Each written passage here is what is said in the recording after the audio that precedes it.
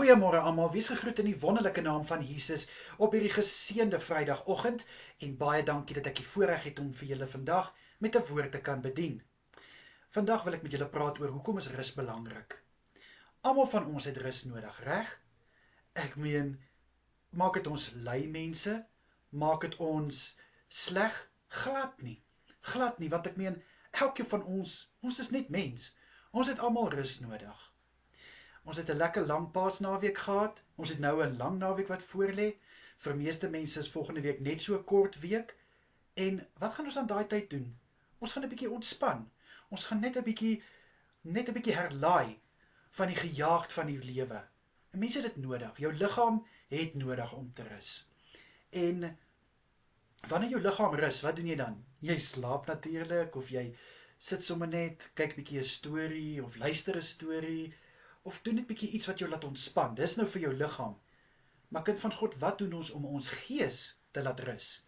Dit is natuurlik om by God stil te word, om by God stil te staan, tyd saam met God te spandeer, sodat hy jou kan vul met kalmte, met rustigheid en ook met vrede, net soos hy alleenlik kan. Dit is hoe ons gees rus kry. En God wil vir jou rus gee. Hy staan gereed. Hy sal nie verniet vir ons sê in Matteus 11 vers 28, kom na my toe, almal wat uitgeput en oorlaai is, en ek sal vir julle rus gee.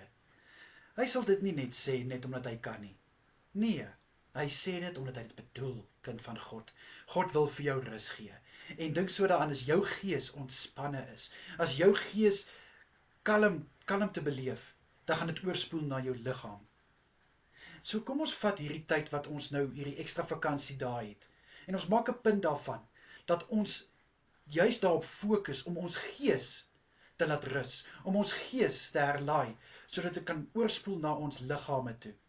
Dat ons by God stil staan, dat ons by God stil word in gebed, tyd in sy woord, worship musiek, en ervaar hoe jy 'n vrede gaan kry, soos glad nie die wêreld kan bied nie. Hoe jy net weer eens daai vreugde gaan beleef.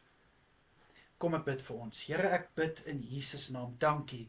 Dankie vir u uitnodiging wat ons nooi om na u toe te kom, sodat u vir ons kan rus gee.